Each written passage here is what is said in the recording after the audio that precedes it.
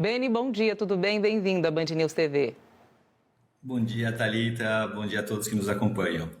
Bom, falando sobre impactos, sobre a visão do mercado, né? Quando o mercado ele olha para essa crise, como o que acontece na Venezuela, qual é a primeira reação? E, além disso, o que pesa mais neste momento, né? A gente tem visto aí diversos comportamentos espalhados pelo mundo inteiro, colocando o Brasil, que é o nosso local, em destaque, mas quando a gente olha para esse cenário, e aí analisando o risco global, oferta de commodities, enfim, como é que o investidor deve se comportar neste momento?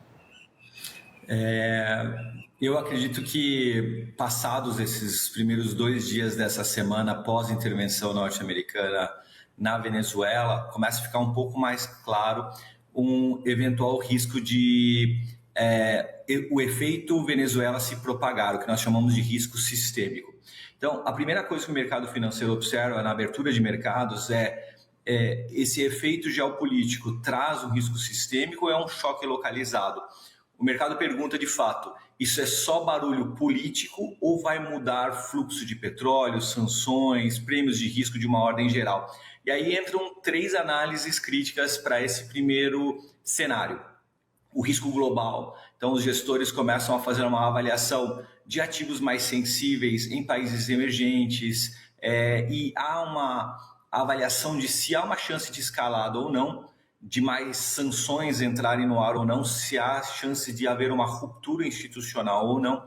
E nós não percebemos isso nos últimos dias no mercado global, que tem se mostrado muito resiliente. De certa forma, a gente tem percebido que o foco está se voltando muito mais no mercado global e regional latino-americano a dados macro e juros e não geopolítica. O segundo elemento que é muito avaliado pelo mercado financeiro é a questão do petróleo venezuelano. O petróleo venezuelano ele tem uma característica dentre as 3 tipificações de petróleo de forma muito basilar, de ter um petróleo mais pesado. Essa característica de petróleo mais pesado, ela é muito alinhado com refinarias norte-americanas e é um petróleo que não é tão abundante em diversas nações do mundo.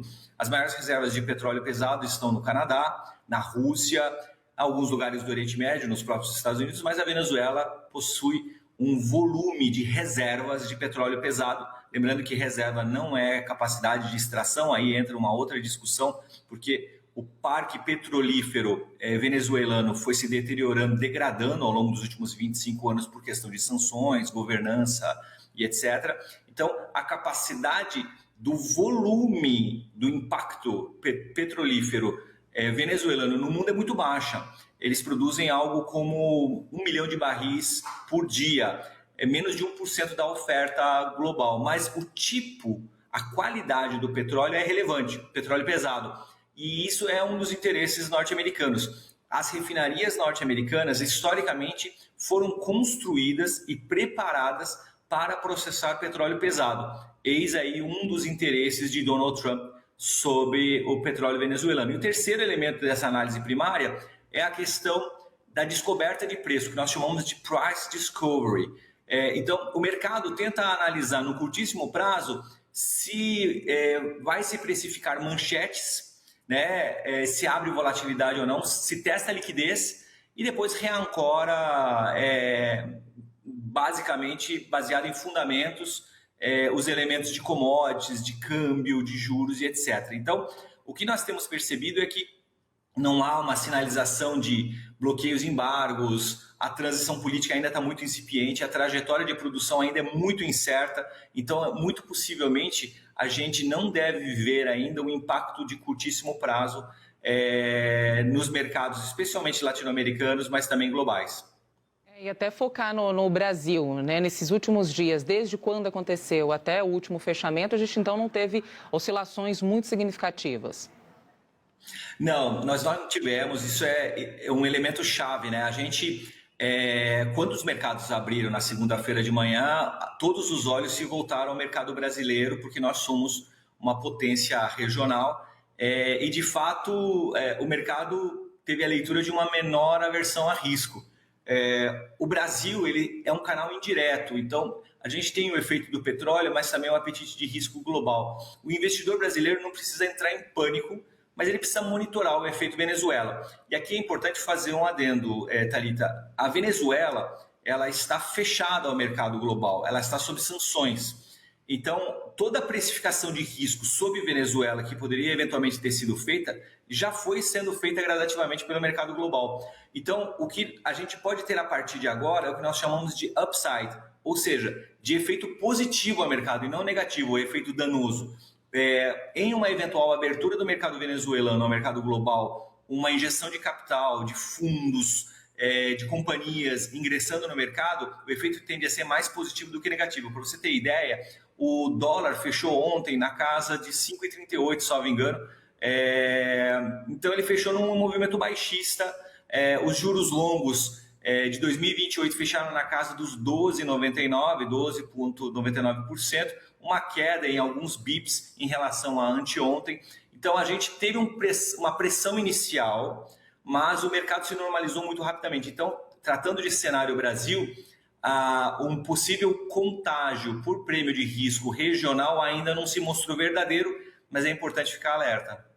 Sendo nós até mostramos aqui a preocupação do agro brasileiro, né? Trouxemos aqui algumas análises, tem alguns produtos brasileiros, né, que são exportados para a Venezuela, a gente está falando de arroz, soja, e também a preocupação com a mudança na logística, né, dessas negociações. E a gente sabe que o agro ele tem esse papel super importante também na economia brasileira, né? Mas neste momento, na tua avaliação, o agro também deve passar por esse mesmo processo aí do mercado financeiro de se readaptar, e eu digo se readaptar porque a gente, depois do tarifaço de Donald Trump, eu digo que até é difícil a gente entrar em situações muito piores do que a gente teve que contornar nesse último semestre de 2025, hein, Beni? É verdade, é verdade. Assim, o que o legado estrutural do que está acontecendo com a Venezuela está mostrando é que, de certa forma, economia, commodities, energia voltaram a ser fator político e não mais fator multilateral. Eu tenho falado muito sobre o multilateralismo deixando de ter o protagonismo que tinha há algum tempo atrás. Então, respondendo objetivamente a sua pergunta, o agro não deve ter um efeito de curto prazo, até porque a gente possui complexidade logística regional que impede uma mudança instantânea de cadeias de fornecimento.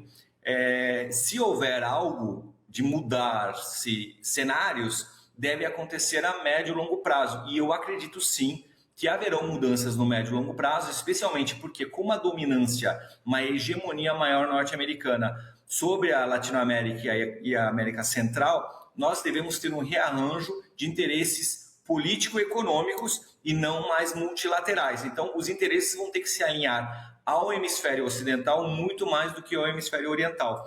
E a gente vai ter, de fato, você falou do tarifaço. O tarifaço foi um dos primeiros elementos dessa mudança no xadrez geopolítico global que nós estamos experienciando agora.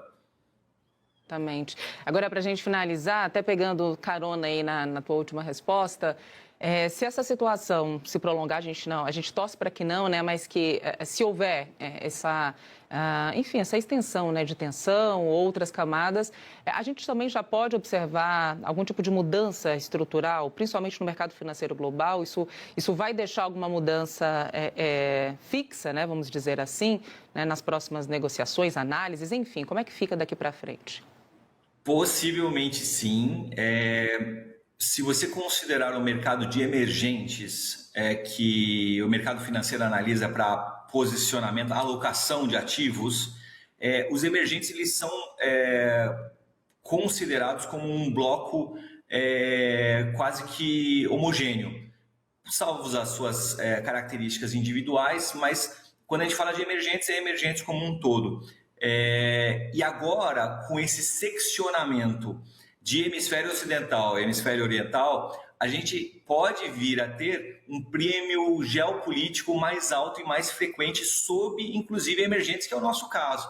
Então, a gente pode ter eventos políticos entrando no modelo de maior peso, elevando volatilidade, exigindo hedge tanto de crédito, cambial, mais caro. Então, a gente pode ter uma reprecificação dos riscos soberanos, a gente pode passar a ter países latino-americanos e da América Central considerados mais estressados do ponto de vista de valor de mercado e de análise de risco, e isso pode, inclusive, reacender o apetite por situações especiais. A gente ainda não sabe qual vai ser o efeito dessa guinada mais a uma hegemonia mais forte norte-americana, mas o que está havendo é um seccionamento. É como se o mundo estivesse deixando de lado o multilateralismo tradicional que vinha lá da década de 90 e adotado uma característica muito mais de alinhamento continental. E esse alinhamento continental vai se mostrar mais benéfico ou menos benéfico ao longo dos próximos anos, à medida que a gente for sedimentando, for percebendo a sedimentação desses movimentos geopolíticos e macroeconômicos promovidos pelos Estados Unidos em resposta, isso é importante dizer, em resposta à Rússia e China. Então, o movimento, ele não é um movimento deliberadamente norte-americano que Donald Trump acordou da noite para o dia e disse, eu vou fazer. Isso é uma reação a um movimento silencioso, gradativo, que vem sendo implantado por China e Rússia, então é uma resposta, e é uma resposta de fato legítima norte-americana a esse movimento global que está se desenhando. Perfeito. Beni Farge, muito obrigada, viu, pela tua participação e até uma próxima aqui na Band News TV. Excelente dia. Obrigado igualmente. Tchau, tchau.